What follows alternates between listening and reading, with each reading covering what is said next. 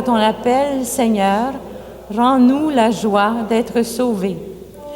Gloire au Christ, sagesse éternelle du Dieu vivant. Gloire à toi, Seigneur.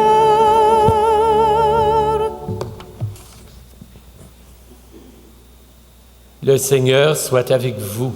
Et avec votre esprit. Évangile de Jésus-Christ selon saint Luc. Nous utilisons la nouvelle traduction liturgique.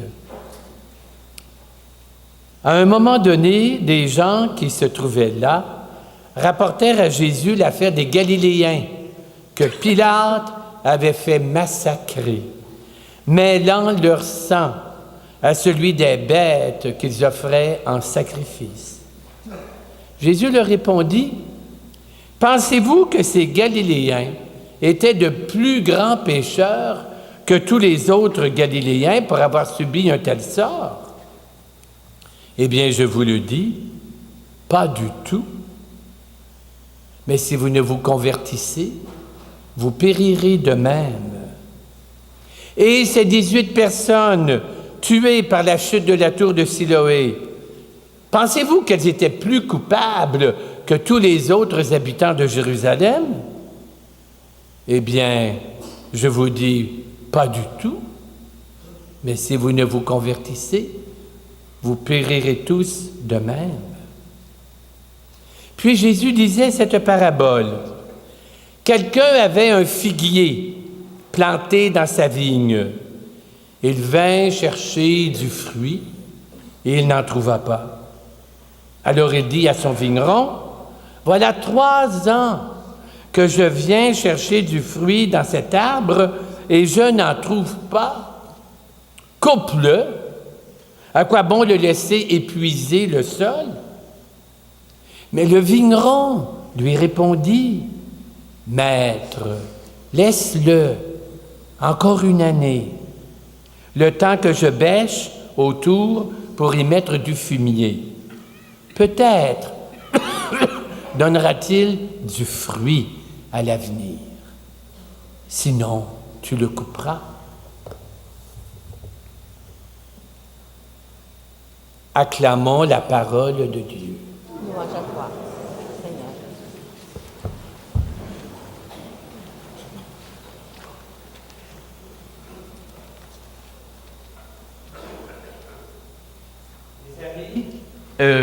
J'aimerais d'abord qu'on regarde, voir s'il y a comme un unique message qui se dégage des lectures d'aujourd'hui. Et d'abord, vous voyez, on voit d'abord Moïse, qui est dans le désert, qui rencontre Dieu, et Dieu lui dit qu'il a vu la misère de son peuple. Hein, vous vous rappelez? J'ai vu la misère de mon... J'ai entendu ses cris, hein, j'ai vu. Je suis descendu. Vous vous rappelez de ça, hein? Mais là où ça se complique, c'est quand il dit à Moïse, va. Puis là, Moïse, il n'a pas trop de goût, il dit, oui, mais j'arrive là, puis ils vont me demander qui est-ce qui t'envoie, puis je te connais pas, puis Dieu dit, bon, je suis celui qui suis. Après ça, Moïse, il dit, oui, mais moi, je suis pas bien bon, tu devrais en trouver un autre. Je lui dis, non, c'est toi. Non, mais demande à mon frère Aaron, lui, il est bon, hein? Lui, il a la parlotte facile, demande à lui, tu vas voir, ça va être bien mieux. Puis là, on dirait que Dieu, il commence à être tanné. Là. Il dit, écoute, c'est toi, Moïse. C'est pas un autre. Bon. Suite de l'histoire. La deuxième lecture, c'est beau, c'est Paul qui rappelle encore la grande histoire du peuple en marche vers la terre promise. Hein? Et là, ils sont dans le désert. Dieu les guide avec la lumière. Dieu les nourrit. Il les nourrit avec quoi? La manne. Et Dieu même les abreuve. Hein? Donc, il s'occupe d'eux autres, mais il leur demande d'être fidèles. Et la troisième lecture, on a vu Jésus qui prend pied contre une croyance qui n'est pas complètement morte, hein? Où on dit, si quelqu'un y arrive un malheur, il a dû faire quelque chose de pas correct. Et alors Jésus dit, c'est pas vrai du tout. Il dit, mais c'est un bon avertissement pour dire combien on est fragile et on doit répondre à l'appel de Dieu. Alors là-dedans, il y a 3 choses dont la première est ceci, c'est clair. Dieu est bon. Ça revient tout au long. Dieu est bon. Et c'est ça que le pape François, qui a écrit dans son dernier livre, dont le titre est, tout le monde le sait, le nom de Dieu est miséricorde. Et il écrit là-dedans, il écrit ceci, la miséricorde représente pour moi le message le plus important de Jésus. Si on regarde toute la vie de Jésus, qu'est-ce qu'il a fait? Il a été bon. Il s'est occupé des malades, il les a guéris. Il est allé vers les exclus, ceux qu'on mettait de côté, les lépreux, les publicains, les femmes. Hein? La femme était un petit peu... Elle était bonne dans la cuisine, puis elle n'avait pas le droit de sortir de sa cuisine. Hein? Et Jésus est allé au-devant d'elle, puis il les a, des disciples qui ont suivi Jésus, etc. Donc, Dieu est bon. Père de Montfort, il a écrit un beau cantique, le cantique 52, où il dit « Bénissons à jamais le Seigneur dans ses bienfaits, ô que c'est un bon Père, qu'il a grand soin de nous, il nous supporte tous, malgré notre misère, sans accepter personne, il cherche à pardonner, il n'aime qu'à donner, il est content s'il donne. » C'est beau, hein? Il n'aime qu'à donner, il est content s'il donne. Ça, c'est le portrait de Dieu. Le deuxième point, très important aussi, c'est ça que je voulais vous dire. Alors, j'étais allé en Papouasie. La dernière fois, je suis allé, il y a 3 ans, et on m'avait demandé d'animer une retraite à Port Moresby, où on a une paroisse dans un quartier très pauvre. Et là, il y avait un groupe de jeunes qui faisaient de la musique très, très fort. Hein? Et là, il y avait une espèce de cri de ralliement, en anglais, évidemment. Alors, c'était ceci. Le leader en avant, il criait « God is good ».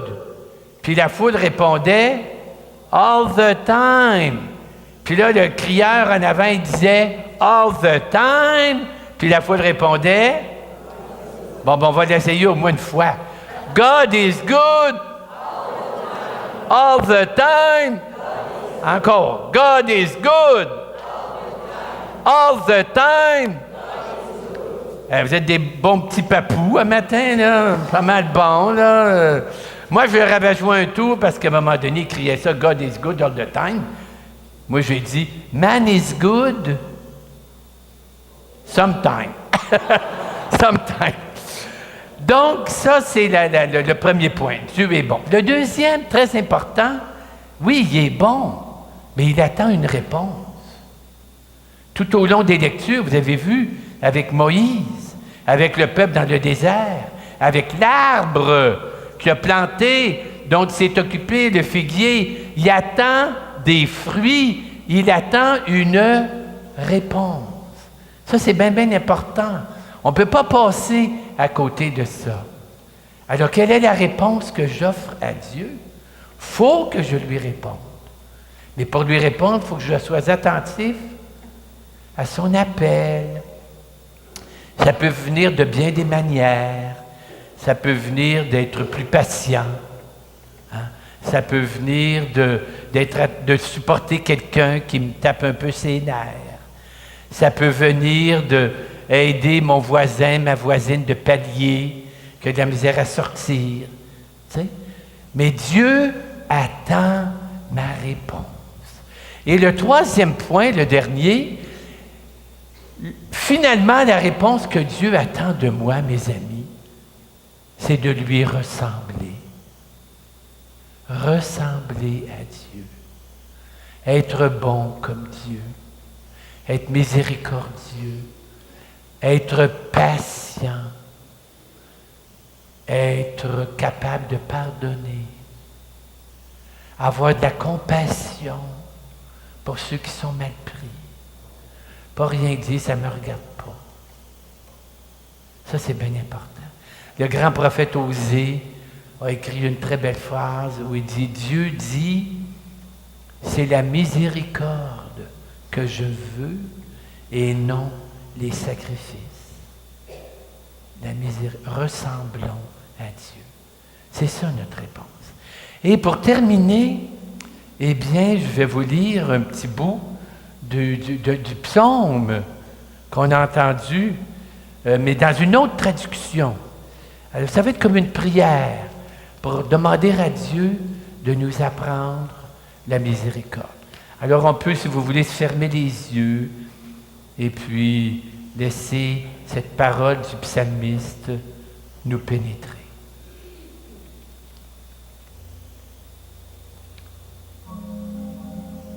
Bénis le Seigneur, tout mon être. Tendre Seigneur, si gracieux. Lente ses colères, large son amour. Pas de procès perpétuel, ni de rancune pour toujours. Comme le ciel est infini au-dessus de nos têtes, son amour est infini pour ceux qui le connaissent. Quel écart entre le soleil qui se lève et le soleil qui se couche. Ainsi, il écarte loin de nous nos offenses. Comme un papa est tendre avec ses enfants, le Seigneur est tendre à qui le reconnaît. Il sait de quoi nous sommes faits. Il se souvient, oui, nous, poussière. L'homme, ses jours sont comme l'herbe. Il fleurit comme une fleur des champs. Le vent passe. Il n'est plus. Mais l'amour du Seigneur de toujours, jusqu'à toujours, il est vrai envers ceux qui gardent son alliance. Bénis le Seigneur, tout mon être.